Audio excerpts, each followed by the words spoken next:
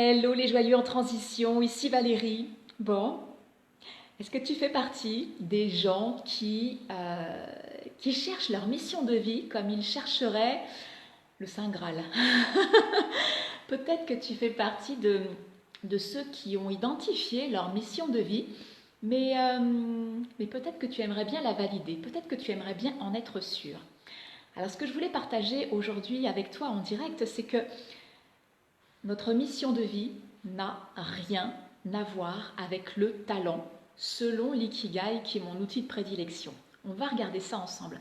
Qu'est-ce que l'ikigai? Alors déjà, l'ikigai, avant de l'envisager comme un outil, il faut savoir que c'est un art de vivre. Un art de vivre qui vient du Japon et qui simplement invite à profiter du moment présent et à savourer tous les petits bonheurs de l'instant. C'est-à-dire à prendre conscience de tout ce qui vaut la peine d'être vécu pour moi, dans mon expérience à moi. Okay, et puis nous, occidentaux, finalement, cet art de vivre à la japonaise, qui finalement nous reconnecte à ce qui nous met en joie, nous, occidentaux, nous avons réduit l'ikigai à un outil dont je vais te parler dans un instant, un outil pour pouvoir trouver notre job idéal. Alors certes, c'est très réducteur, mais pour pouvoir t'en parler et pour parler de ta mission, on va aller regarder justement de ce côté-là. Donc l'ikigai, tu vois, ce sont 4 cercles. 4 cercles qui vont donc se croiser, et à la croisée de ces cercles, il va y avoir plusieurs informations. Tu vois que le cercle du haut, ici, c'est le cercle qui va englober tout ce que tu aimes. Ici, nous allons avoir le cercle qui va englober tout ce en quoi tu es doué. Donc ce sont tes talents, ce sont tes compétences, ce sont tes forces aussi, les qualités que tu vas développer. En face, là, nous allons avoir donc du coup le cercle qui va parler des besoins du monde. Et tout en bas, avec le symbole euro, c'est ce en quoi tu pourrais être payé si on ne parle que de la sphère professionnelle.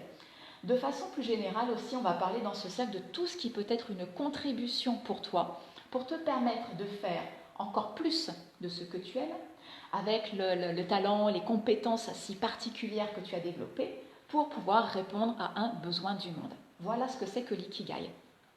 À la croisée des cercles, je t'ai dit qu'il y avait d'autres informations. Ici, tu vois la croisée de ces 2 cercles-là, on va avoir la passion. Ici, entre ces deux-là, on va pouvoir identifier ton ou tes métiers. On n'a pas un seul métier aujourd'hui dans notre vie. Alors de façon plus générale, si on sort de la sphère professionnelle, on peut parler d'actions. Des actions pour lesquelles tu vas avoir certaines prédilections parce que c'est plutôt facile pour toi, tu as développé des compétences. Ici, on va avoir la vocation. Et là, à la croisée de ce que tu aimes et les besoins du monde, ici, il va y avoir la mission. Elle est juste là. Et tu vois que là, à la croisée de ces 2 cercles-là, on n'englobe pas du tout ce qui est dans ce cercle ici. Le cercle où il y a tes forces, tes compétences, tes qualités et tes talents. La mission n'a rien à voir avec le talent. Alors on va regarder un petit peu ça de plus près en se posant des questions, on va dire existentielles, à savoir, mais pourquoi on est venu sur Terre? On est venu sur Terre finalement pour faire une expérience.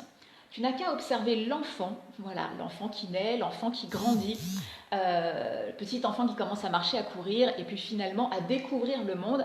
Tu le vois, il est dans sa spontanéité, il est tout en joie, il va d'expérience en expérience, en fait, il va simplement où sa joie le mène.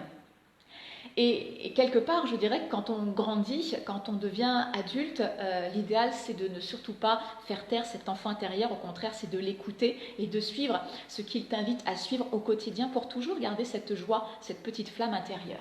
Donc ça c'est ce que tu aimes. Ici, on parle donc des besoins du monde. Le monde, c'est vaste. Le monde a beaucoup de besoins. Et donc c'est difficile finalement de pouvoir répondre à tous les besoins du monde. Donc moi j'aime bien parler ici, quand on parle du monde, de terrain de jeu. On a tous un terrain de jeu de prédilection. Imagine, on prend toujours l'exemple de l'enfant, imagine que le monde c'est sa chambre, ou une pièce, ok ? Une pièce dans laquelle il va y avoir le coin poupée, le coin voiture, le coin Lego, un coin pour dessiner, enfin peu importe, tu as compris. Et que cet enfant, le petit coin où il préfère aller régulièrement, je ne sais pas, ça va être le coin dessin ou le coin poupée. eh bien, dans ce vaste monde où il y a plein d'expériences à vivre finalement, eh bien, son domaine de prédilection, c'est le coin poupée. Ok ? Alors, tu vois que la mission finalement, c'est quelque chose de simple. La mission, c'est faire quelque chose que j'aime dans mon domaine en fait de prédilection. C'est ça, sur mon terrain de jeu. Par exemple, alors moi qui ai travaillé sur mon Ikigai, tu vois, je peux t'en parler. Ici, ma mission, c'est simple, c'est se reconnecter au vivant. Et donc forcément se reconnecter au vivant en soi, à ce qu'il y a de plus vivant en soi, donc ce qui me met en joie. C'est simple. Je me rappelle petite, se reconnecter au vivant, c'était déjà ce que je faisais. Je suis arrivée, je faisais une expérience mais quotidienne de reconnexion, de connexion au vivant. Je jouais dans les champs avec les coquelicots, les bleuets, les machins, je m'inventais des histoires, je faisais des potions. Cette connexion au vivant, elle était là. Alors le talent, quand est-ce qu'il intervient ? Bah, tu vois, quand on arrive sur Terre, on vient là pour faire une expérience, tant qu'à faire joyeuse sur notre terrain de jeu. Ça, c'est quand on est enfant. Puis quand on grandit, on se rend compte que on vit des situations qui peuvent être, coucou Jean-Bernard, qui peuvent être challengeantes. Donc des situations qui sont challengeantes et qui font que nos propres besoins humains ne sont plus satisfaits. Là, je te renverrai à la pyramide de Maslow. Tu vas revoir, voilà, tous les besoins fondamentaux humains. Donc forcément, sur notre terrain de jeu, on va être confronté à des challenges et pour pouvoir répondre à nos besoins fondamentaux humains, il va falloir peut-être qu'on aille développer des compétences, qu'on aille peut-être s'appuyer sur nos forces, sur nos talents. Donc hop, tu vois, on va venir piocher dans ce cercle. Tu vois, finalement, on n'est plus dans la mission, on s'est décalé un petit peu, on est juste là. Là, on est à la croisée de nos talents, nos forces, nos compétences, nos qualités, ce que l'on aime et donc les besoins du monde ou notre terrain de jeu exclusivement pour l'instant, on est là. Donc tu vois qu'il y a quelque chose finalement qui, si tu es en recherche de ta mission, il y a quelque chose de plus grand encore que la mission de vie. Elle n'est pas là, elle est là quand on est en son centre. Quand on parle d'alignement en ce moment, on parle beaucoup d'alignement quand on est là en son centre, dans son Ikigai, on est aligné. Et là, la magie opère. Donc tu vois que finalement, la deuxième chose finalement que l'on va venir faire sur Terre, en effet, c'est grandir, c'est apprendre pour pouvoir répondre d'abord à nos propres besoins avant de répondre aux besoins du monde. Parce que oui, forcément, quand on a répondu à nos propres besoins, donc en sollicitant peut-être nos talents, des compétences, et là on se dit, tiens, mon expérience est intéressante, je peux la partager au reste du monde. Et c'est là que quelque part, tu vois, on peut peut-être échanger cette expérience, ces compétences, contre de l'argent ou autre chose. On peut troquer, on peut faire un partenariat, ça peut être n'importe quoi. Et là, on va se retrouver de plus en plus en son centre. Mais tu vois que la mission n'a rien à voir avec le talent.